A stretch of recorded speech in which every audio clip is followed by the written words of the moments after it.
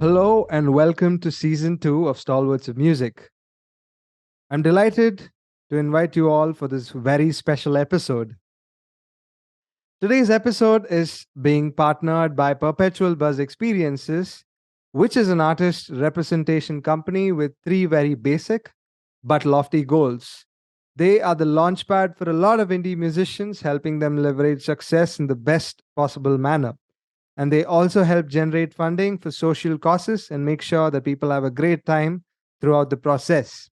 Do check them out on www.perpetualbuzz.com. We have yet another podcast partner, which is Wire Up Music Store, one of the finest music retail stores with state of art equipment, your one stop solution for the best musical gear.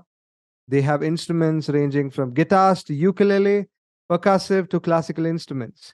Do check out their Instagram page, which goes by the handle @wireup.india.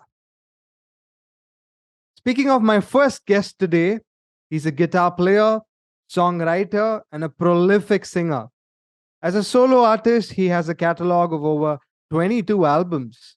He was a member of the glam metal band Poison, and he's played with the legendary Mr. Big and was involved in a jazz fusion project called Vertu along with the one and only Stanley Clark. I'm talking about none other than Richie Kotzen, who currently plays for the Winery Dogs. This episode is truly special as it also commemorates the release of the Winery Dogs album, the Roman letter 3, in the next 3 days. And guess what? It's Richie's birthday on the 3rd of February.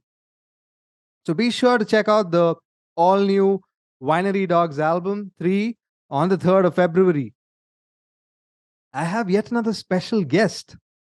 I couldn't think of a better name than Mr. Tony J. Das, who's a guitar player for Thermal and a Quarter, People Tree, and has contributed a lot to the world of music over the years. Not only as a performer, but he's also an excellent music educator. Without any further ado, I'm delighted to welcome my guest, Richie Kotzen, and special guest, Tony Das, who will be joining us for a very special segment of the interview. Hi, Richie. How are you? Namaste. And which part of the world are you in right now? Good, and I am in Southern California. Wonderful. And I'm guessing you are prepping up for some intense rehearsals. You're going to be starting with your world tour very soon, I presume. Absolutely, the Winery Dogs. We are release of our third album that's coming out on February 3rd. Mm-hmm. We're starting our tour on the East Coast in the United States and got to go all around the country. And we're going to go to South America and Europe, I believe Japan. So we're going to go to as many places as we can. Are you coming to India though? Not yet. We don't have anything booked. I would love to return. Must have been 2016 for what you guys call the Orange Fest, Correct. and that was just really a great experience. And so we're putting everything together. So we'll see. Wonderful. Wonderful.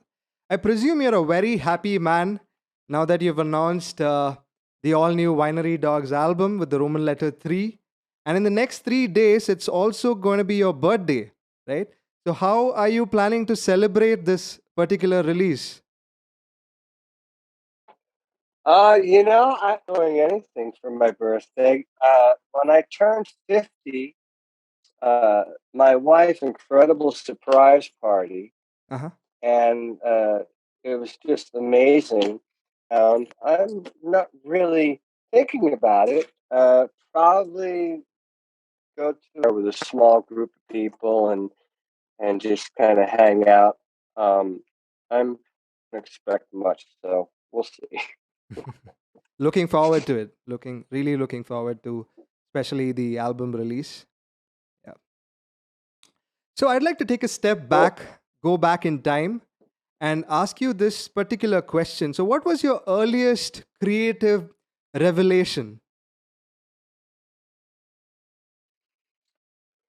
Well,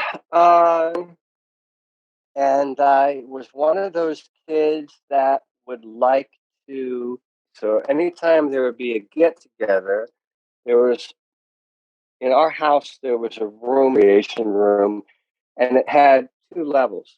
Uh-huh. Okay, on one level, a, a pool table and some other gaming type items, and then the sofa and the television and the fireplace and all that stuff. What would happen if the family would have a get together? I'd end up jumping up on the higher level, pretending I was on a show of some sort. Mm-hmm. And someone had said, "Hey, maybe piano lessons." And so, at the age of 5, I piano lessons. Didn't really take too well to it. And then a few years later, I saw a poster of Kiss, Oh, wow. and I they were holding what I and I said, "That's what I want to do." And so we got and I started taking lessons, and then the rest kind of took its course. Lovely. I had the privilege to listen to the new album, which was sent to me by your management. Very classy, I must say, Yeah. and old school. I did it in a very old fashioned way, had a listening session with my father in the listening room. We plugged it on to our audio system, and it was one hell of an experience listening to the new album. If I'm not mistaken, this album was Well, mixed by Jay Ruston. Jay Ruston, that's J- correct. Jay Ruston, yeah. He did such an incredible job of capturing every tiny nuance of the plan. It really underscores the depth of the conversation, the trio, which has been together for over a decade now. So, can we talk about what makes this trio very special for someone like you? Well, that's the job, kind of pulling the pieces together for us, and it's always tricky. You record and you hand it off to someone to mix it, and you never know how it's going to go. But I think it's fantastic, and we love working with him. Hmm. As far as your question, the band unique is the individual components. That would be Billy Sheehan, Mike Fort. Um, I think that uh, I don't work without any of us. Like meaning, if one guy left, that would be the end. As the kind of group where you replace a guy, I think it's unique to the three of us Yeah. doing it, or we don't do it. And so that really is what makes it's how we play together, how we interact, how we approach, and I don't think you could have a more organic. I hate using the what other word to use. Uh, Situation to the degree that we're not bulls, we're not auto tuning, we're not. There's no real technology. It's just kind of three guys playing together, and this is what we sound like. And I'm sure you've built some great chemistry as a group together, right? Not just as a band, not just in a professional sense, but of course the personal relation also must be pretty tight among the three of you all. Yeah, part of the camaraderie Hmm. is part of you know how the band is. And if you think back on the first album, everything was new, Uh-huh. learning the parameters, of where we can exist together and as individuals. And I think after that first album cycle, we gained a certain level of musical trust. Got And it. from there, foundation. Marvelous. Let's talk about the performance aspect of things. You have displayed great showmanship as a guitar player. There was a time where you had a fair share of stage antiques, right? You've tossed the guitar, spun it, played it behind you, behind your head, right? So do you feel that the purpose of your music is primarily to make people happy? Would it be appropriate to describe it that way? Well, I guess, yeah. I mean, look, if an artist didn't really care about how people, they would never release it publicly.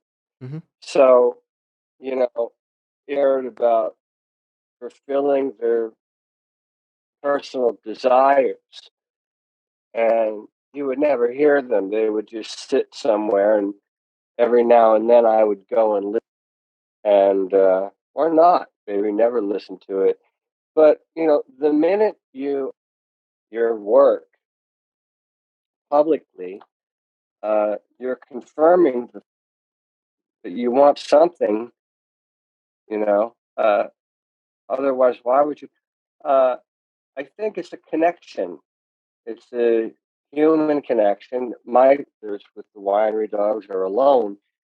I tend to write lyrics that are conversation, and so I guess in a way, I'm trying now whether that's connect in a way that's happy or sharing misery or whatever it is. That's a song by song issue. But ultimately, to answer your question, I think the I connect with people on a deeper level, beyond just, hey, how you for that. I mean, I find myself in positions where a person will song, you know, you can't save me, got me through a very difficult time. Thank you for that. This other song, we used it at our wedding. Those sorts of things, makes me feel good about what I'm doing. So I think that's, the other side of the coin. What makes those responses happen are the fact of something that has truth to it. I'm making music that is true and feel at that time that I Hmm. wrote and recorded that song. So there's a truth, as opposed to just, writing something for the sake of a random writing, Sure. what I'm after.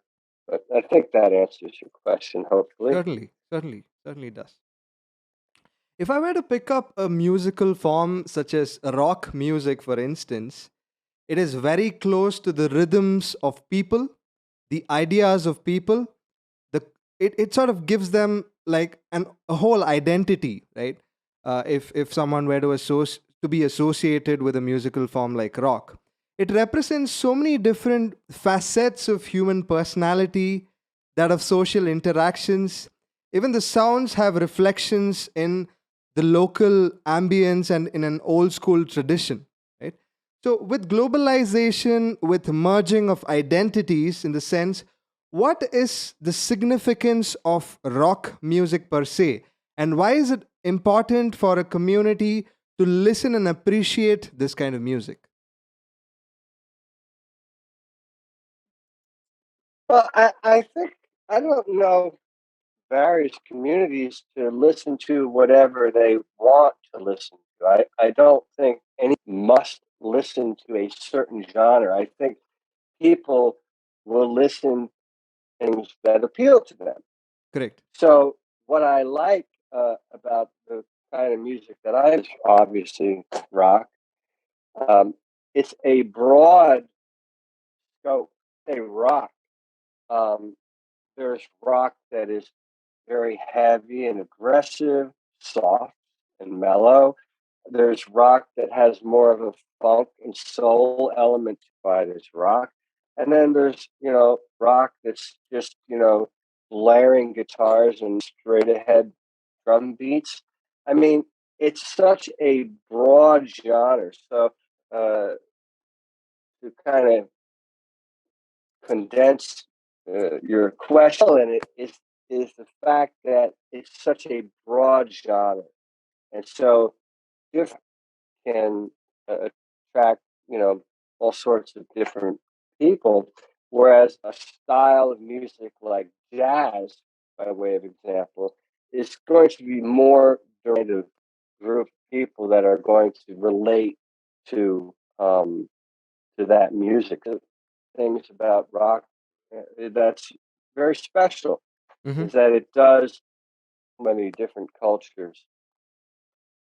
Marvelous. I really like how you articulated, the whole concept in the form of different branches, but again, like, conveyed the whole idea. Incredible. Cool, This might sound like a great. very simplistic question, but you have put out close to about 22 solo studio albums, if I'm not mistaken. Yeah, somewhere around there. Yeah. I lost count, but yeah. Right. So, what was the secret and the motivation behind putting out such incredible music? It was being received well for sure by so many in the world. Uh, People across the globe are listening to it till day, and they do not get tired of it. And they respond to it because they see passion, they see integrity, and I think there's a great deal of conviction, not just of you as a musician, but the life that you live, right? So what is the secret behind putting out such incredible music which is also received well?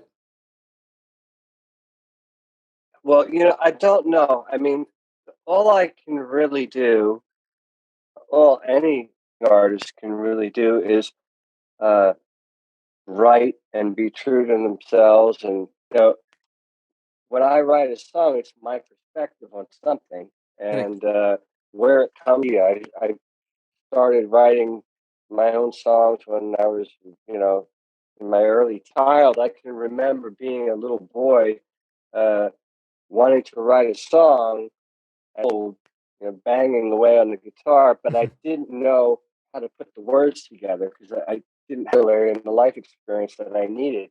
And then after a while, things started happening, found things to write about, and I developed a perspective on situations, ability to write songs. Uh, but I don't think I can sit around try to predict or anticipate what somebody else might. I don't see how I could possibly do that. I'm sure there are people that do it quite well, but I've never been that kind of a kind of write what I write, Hmm. and if I really like something, and if I really like it, I'll share it in the form of and from there, whatever happens, it really is. Look at it; it's out of my hands.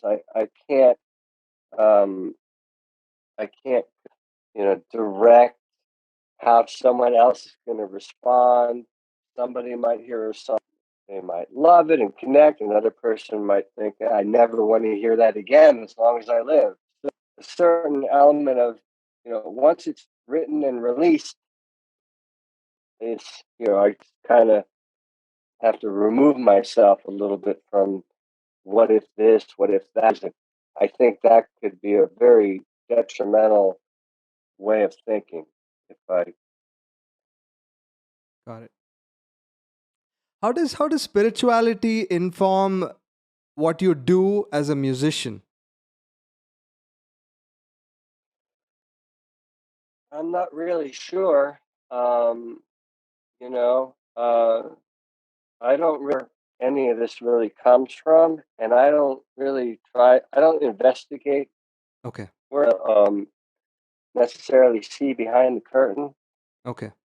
So something I just act on it, and I've been doing that for so long that it's just. I think it's instinct.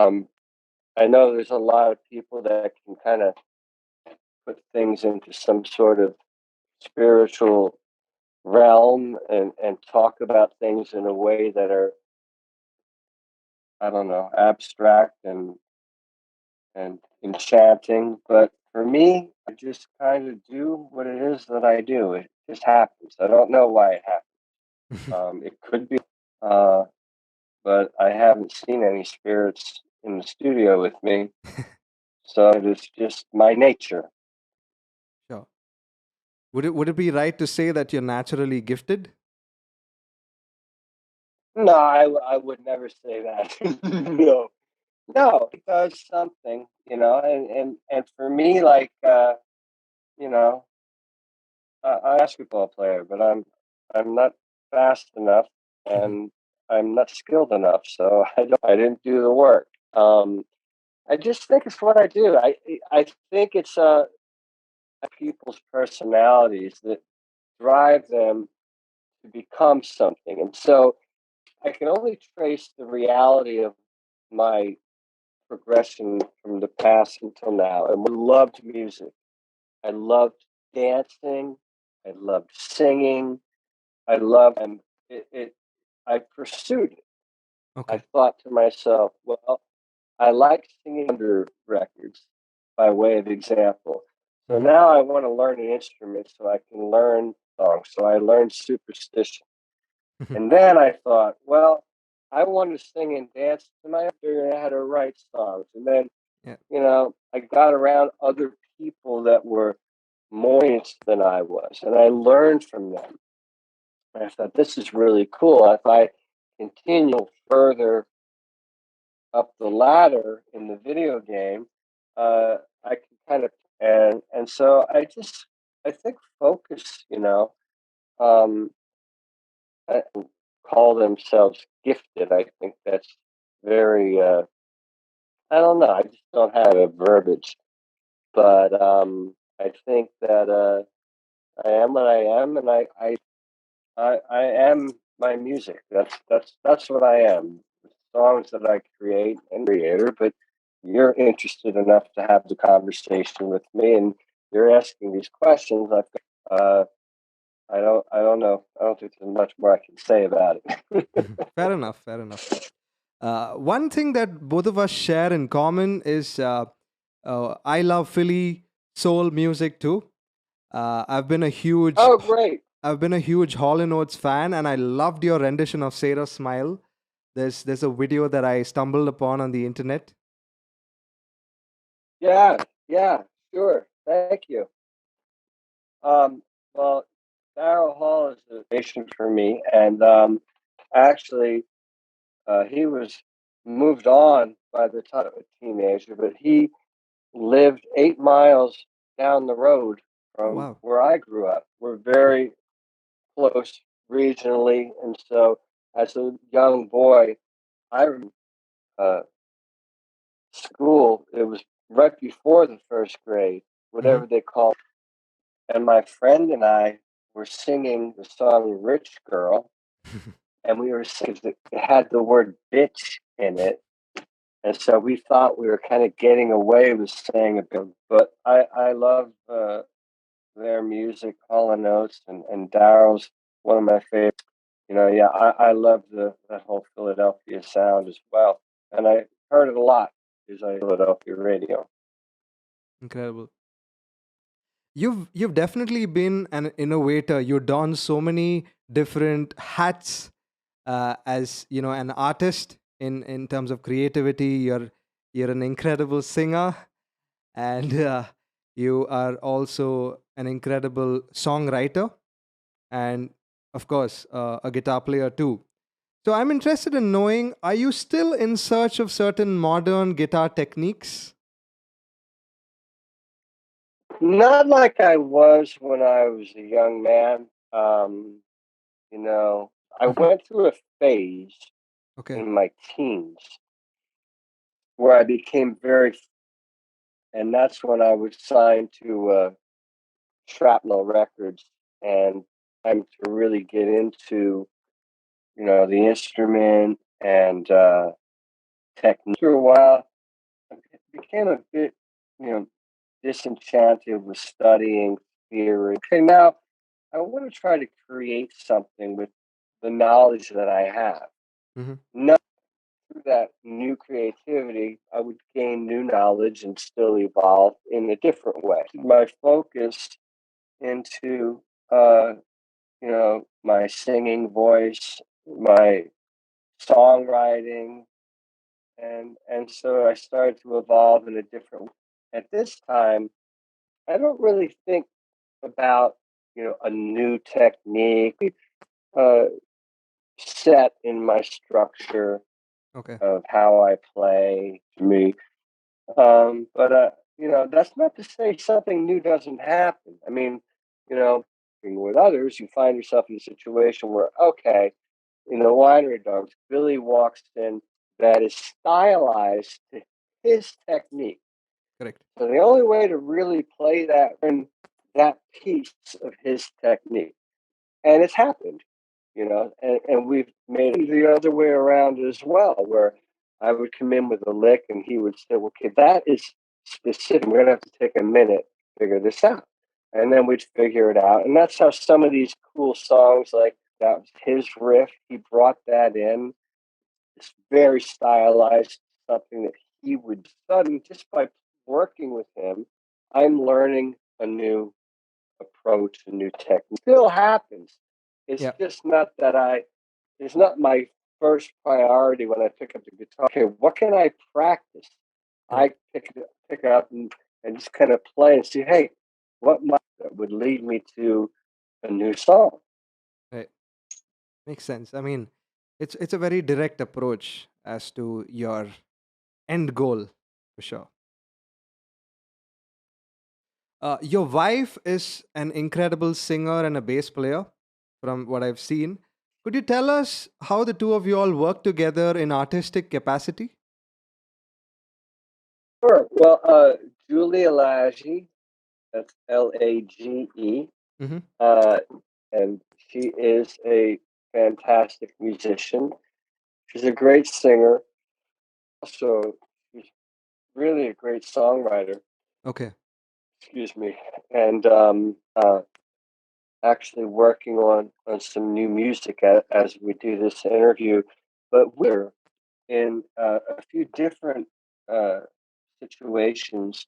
The first time together, and Okay. I had booked a an acoustic that was really designed kind of to be like a vacation for me. I went over there with a promoter that was kind enough to put together certain uh, stuff. Thought, why don't you come with me, meaning Julia, and we can play together. And Mm-hmm. so together of some of my material, and it was fun. We spent a month. Two of us got up on stage. When we were in one of the cities, a friend of mine lived there who played drums. It was really an adventure and a lot of fun and a great experience. And then more recently, I put out an album with Adrian Smith from Iron Maiden. Mm-hmm. We put together our live group and decided to have Julia be the bass. Just lovely, and she just nailed the gig. Uh, Uh-huh. Played the song. I made the joke. I said, "Wow, she's playing the songs better than I play them." So Very she cute. really to another level, and the showmanship that what she brings to the stage. Seem to have a great player, but Mm-hmm. then you have someone that has great stage presence, Yeah. and so she can sing, and she can pretty much sing anything you throw at her. So we were going to have her on bass. We brought in Bruno Valverde, played drums. Oh, wow. Julius Julius from Brazil, Uh-huh. and it was just a killer, killer rhythm. So Adrian and I are in the process of writing some new music, and we want to get Jules to play on the album. So things are going really well in that front. But yes, Really looking forward to that. We could have like an exclusive Indian premiere of sorts for the new release too. yeah, That'll you be that'll have be to. incredible. I'd love that. That'd Uh, be great. I'd like to make this conversation a little more interesting by introducing a very special guest, Mr. Tony Das, who is a music educator, guitar player, composer, and I couldn't think of a better name because, for the simple reason being, he does a lot of renditions of your music, and he also says he's a huge fan. So let's find out more from him. All right, Hi, there Tony. he is. Meet Richie. Hey Richie. Oh man. How you doing? I'm good. It's so crazy to be able to say hi to you like in person. I'm such a big fan. Well, I appreciate that. Thank you very much. Nice to meet you. It's great to meet you. And just as a small aside, a testament to my fandom. Da, da, da. So this Telecaster, that looks good. it's kind of back when I got this guitar, this was like 17 years ago, and I was a broke kid, and I couldn't really afford to get the signature that you had. I think it was out in Japan, and it was such a beautiful guitar. I was so taken with your playing that there was a good friend of mine who's a luthier in South India, and so I specced out your guitar. It's got the twanking and the chopper T and Ah, so cool. Nice. yeah. It's a nice looking neck from what I can see. The Oh, it's maple neck. no, it's this thing called Oh, oh, satin wood.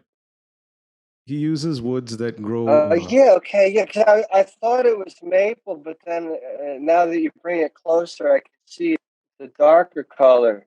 But it's not rosewood. No, it's not. It's kind of in between a maple and rosewood kind of look, but it grows locally where my friend lives, and he uses local woods. He finds that they That's pretty. yeah. That's cool. Try and play that when I come over there. Oh man, I would die.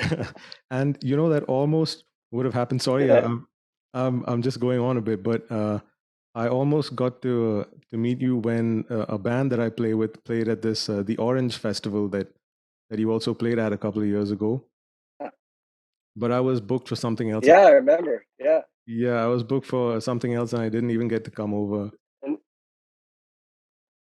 that was an incredible experience.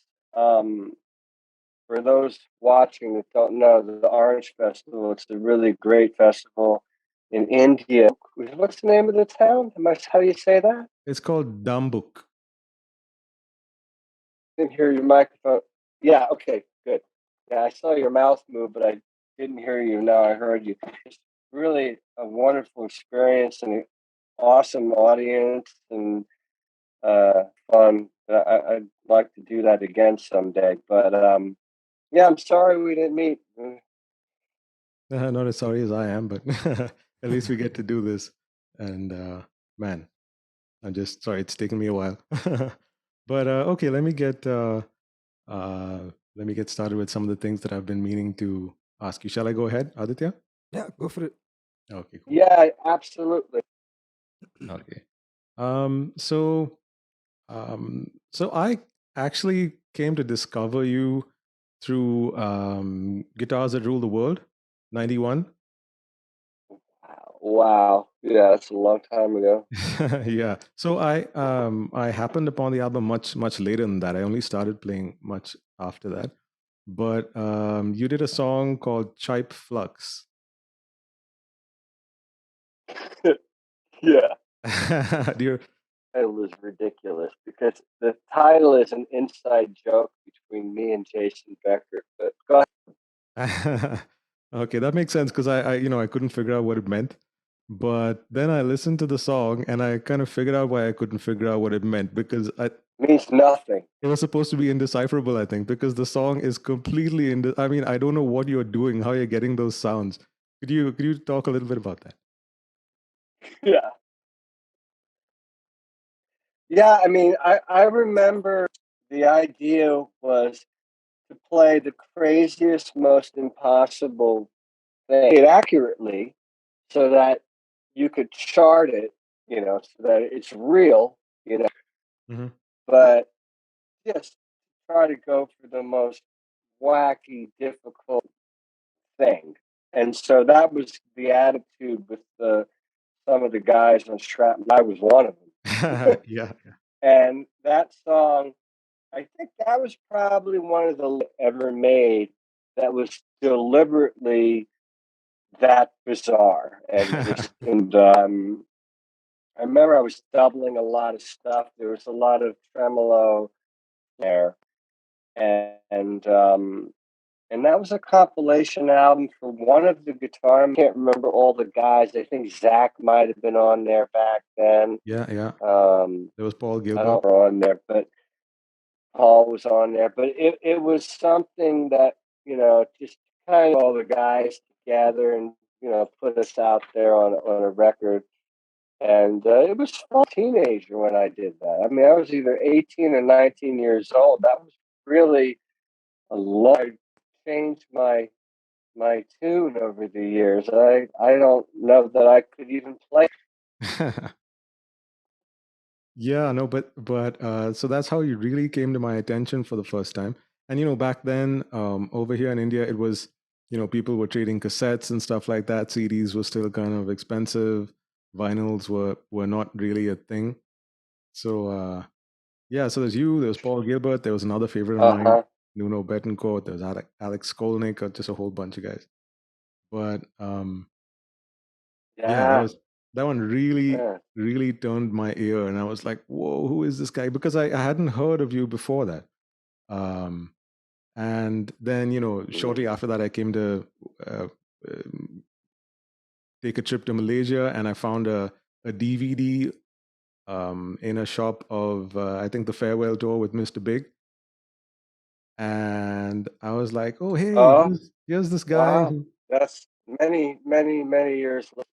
Yeah, yeah. And I was like, hey, here's this guy who I thought is crazy. What is he doing with Mr. Big? Is he going to be playing all this crazy stuff?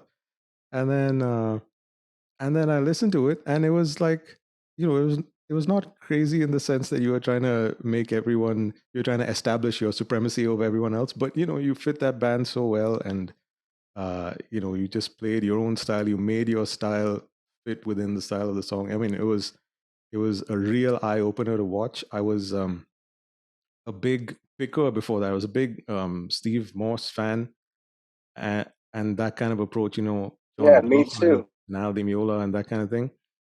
But after watching you play on that DVD, I was like, hey, I don't need to pick everything. I can do what he's doing, and I can sound like a rock guitar player. And I was like, oh man, wow, this is like, it opened my eyes, it blew my mind, all of those things.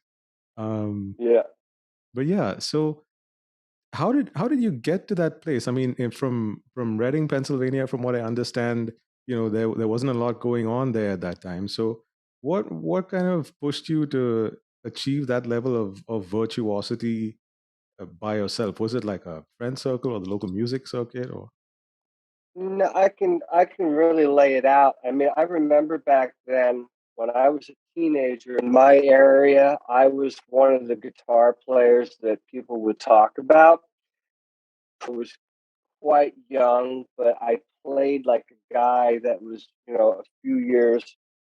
And more importantly, back then I was more of a with the guitar than I even was a great guitar player. I think, if you'd come to see me play, it was like a spectacle. I mean, the guitar was in the air, it was behind my back, spinning. It was really a bit of a spectacle.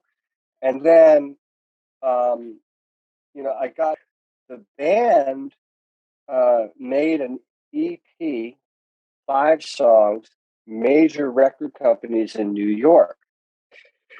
And the thing, those labels wanted more material.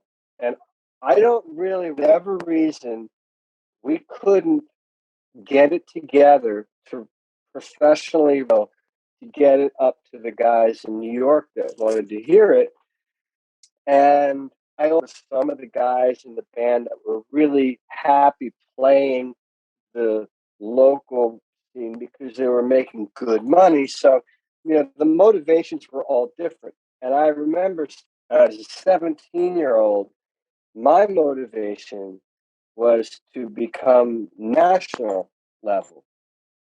And so I saw this guitar player magazine called Spotlight for New Talent.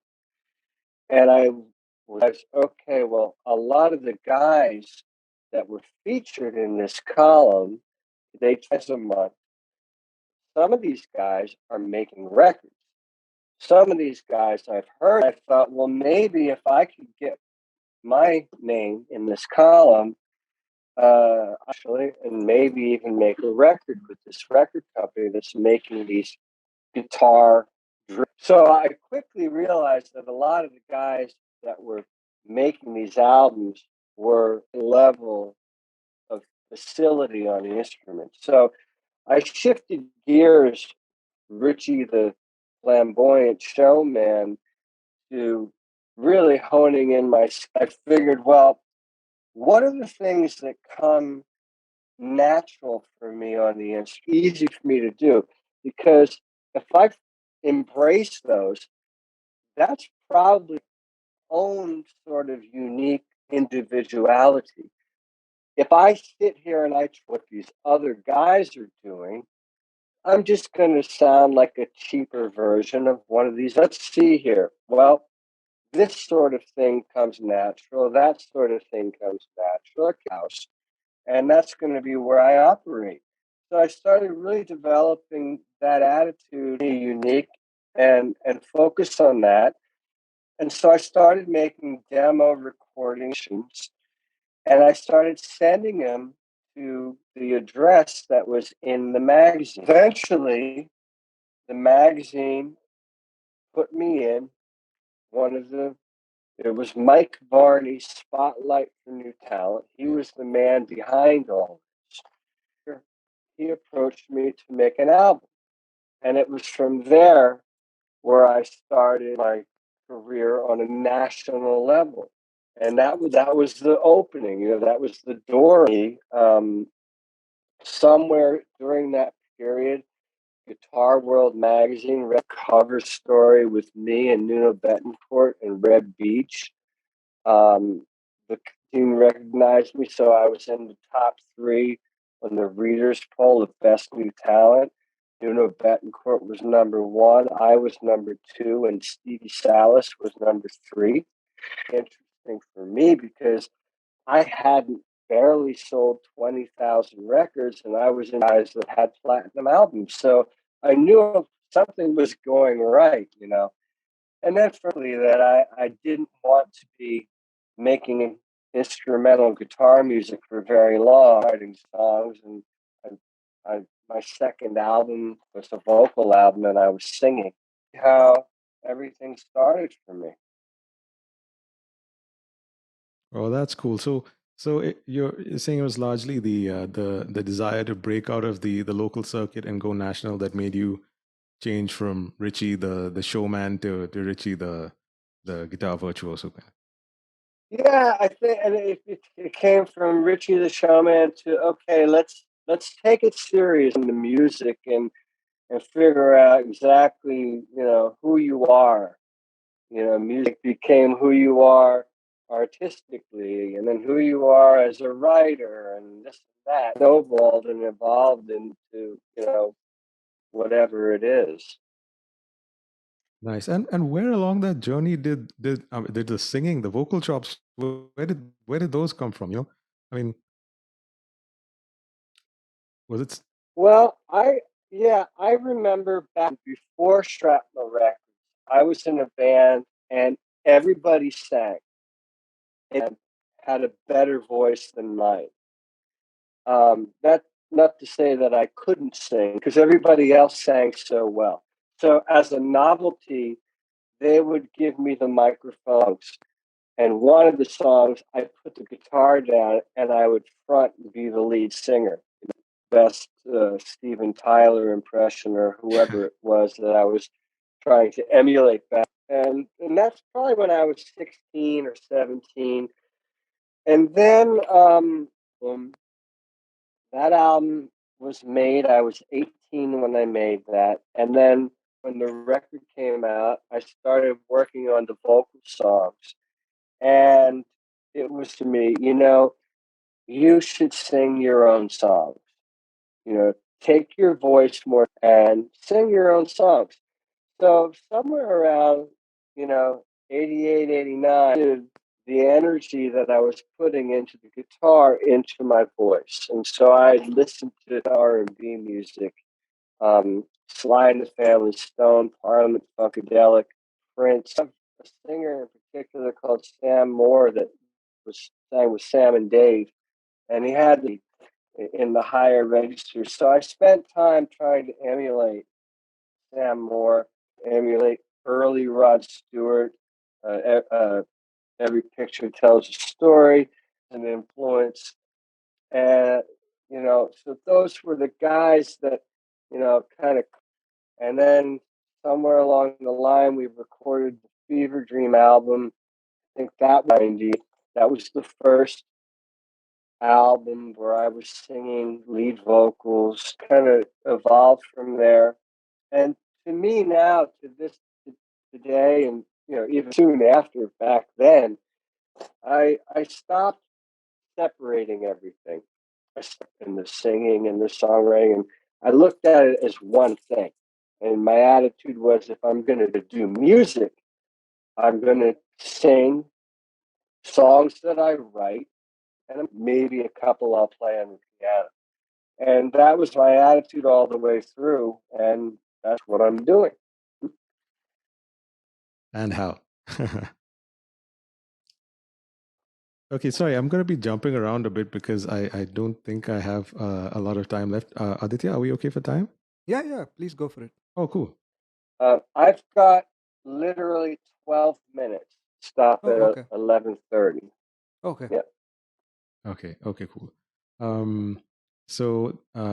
There was a question I wanted to ask more recently, at least comparatively more recently, about your shifting from playing with the pick to playing with your fingers. And I read an interview where you said you were just doing a gig one day and your pick fell out and this guy kept trying to hand it back to you, but you were trying to make it work with just the fingers.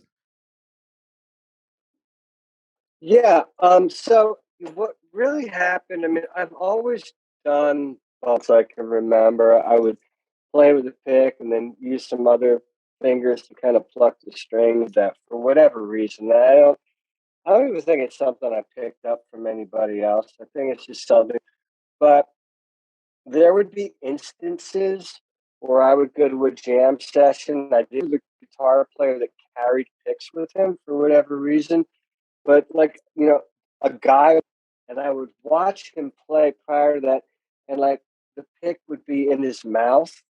Or say, no thanks, I'll go without. And so I down in South America in Brazil, and I had done a show.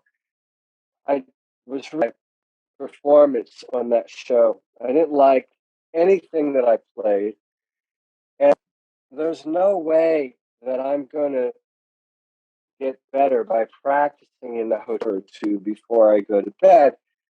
What can I do? And I thought, well, why don't you do a gig without a guitar pick? See what happens, which is a scary idea because I'm doing sweep picking, and I'm doing all these things with the guitar pick. Get up there, and I did it. And I did the show without a pick, and half of my repertoire. But what it did was it forced me to approach differently. I actually had a great night. I really liked what I was doing.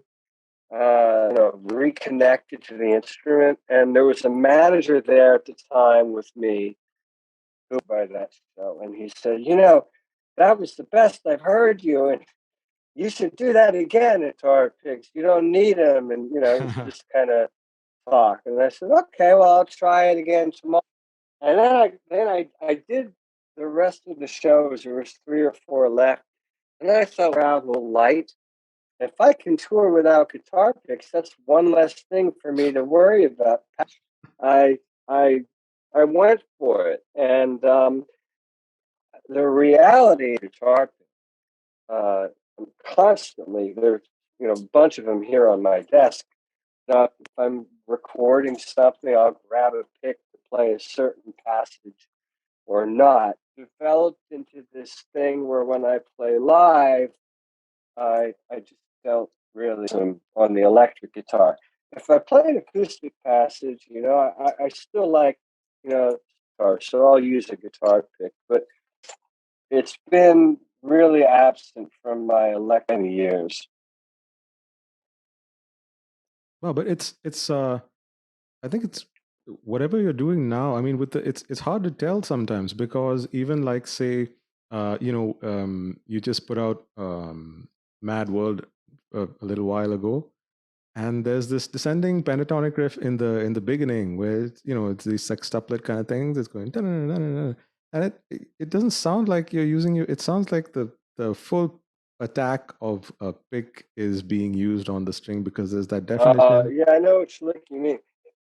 It might be a pick. I mean, I'm not going to play it with a pick. Might be. If it sounds like it, it probably is. Oh, okay, okay. I thought you had Yeah. developed your calluses. But some of the trill stuff that I'm doing is not a pick. Because I've developed this kind of thing. So it'll be interesting to see when we play some of the stuff live, because any of the stuff that actually was played with a pick on the album, it will not be played fun for me to try and figure out how to do it.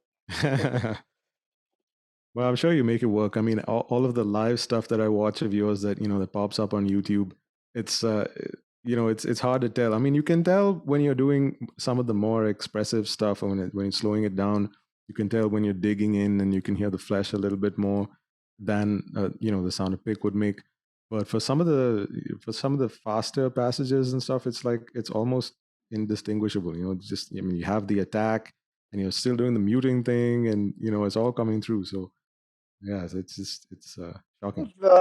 There's a bit of trickery in the muting that can make one of the things we were talking earlier about when I was very young, developing, what comes now is my left hand. The you call it legato, I guess, Mhm. and hand with the hammer-ons and the pull-offs, you can do a lot with muting with your right hand. Pluck on the finger style, and then certain runs, if you mute them the right way, it gives you a sound that almost sounds like alternate picking approach.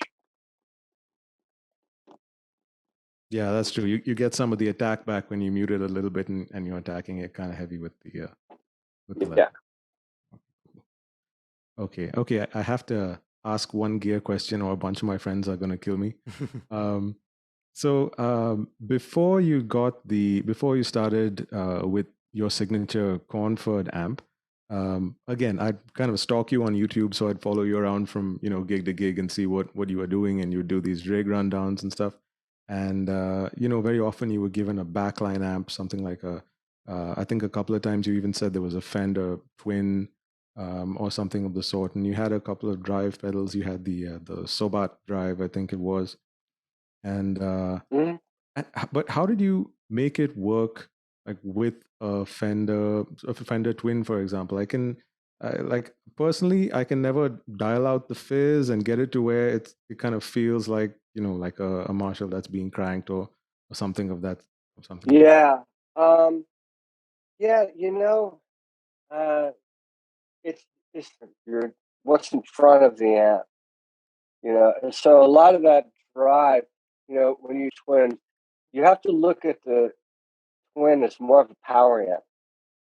If you're trying sound and you get the overdrive out of like, uh, the right kind. So, not to push any of my products, but like the fly rig that we have developed with Tech 21.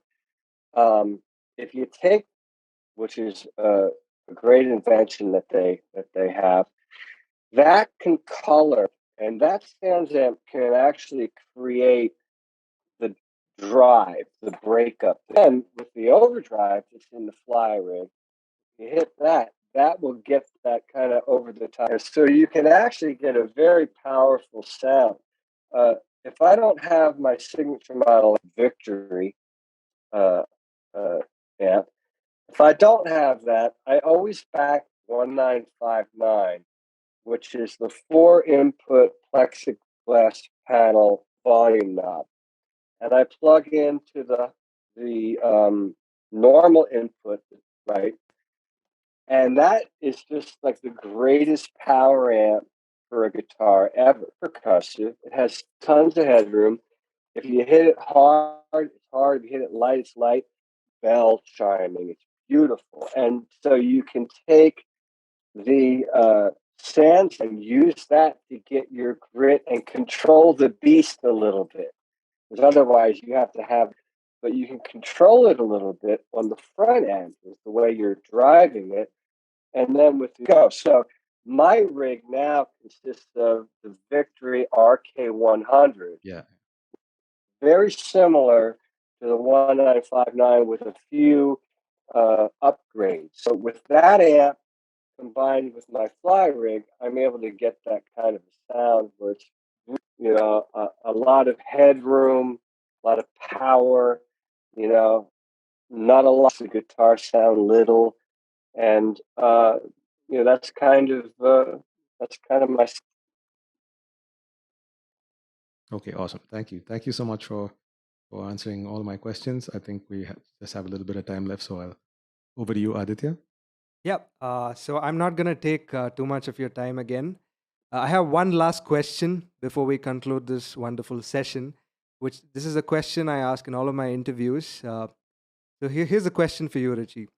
Down in the distant horizon, what would you want to be remembered as? Richie Kotzen. That's Talking about something the other day, it's like it was very interesting. And if I look at what really concerned me most was being Ridley with my musical creations. I think if I look at albums like 50 for 50, Peace Sign, Go Faster, I can look and think, I've done it. I've presented now how I want it to be presented. I'm showing like, okay, this is me. This is who I am. It's accurate, because it's been made with my name on it that, gotten twisted. I didn't really want it to go. And so, over the course of time and getting control art form, I've actually been able to put out music that's like 1,000% what I heard in my head is coming out of the speakers. So I feel very, very fulfilled collaboratively, especially with this new Winery Dogs record. I really, there isn't a single note on that album that I would go back and sing. I'm really happy with everything that we've done. So that wonderful feeling, so that I don't ever go down the road of like this or that. It's like, well, I'm going to be remembered by the people who are interested. First of all, those are the ones who are going to remember, because nobody else gives a shit. So, and so on that regard, I've actually put it out there. It's there. Everything that happens from here on is just a wonderful journey, and so I'm open to it and looking forward to it. That was a beautiful closure for for one final answer concluding this wonderful session. This interview will be additionally aired on Big FM Shillong and Aizol, two incredible radio stations, and it'll be out on YouTube on my channel as an audio video format podcast, and on all major streaming platforms. And I'll be sure to share all of this with you once they're out. You can feel free to share it along with your friends, family, and a lot of other fans out there. Oh, great today. It's been wonderful. It's been an incredible blessing, privilege, and an honor to have you, Richie and Tony, on the show. I hope to stay in touch with the two of you, and would love to see you in India very soon, Richie. Lovely. Cheers. Thank you both. Thank you. Bye bye.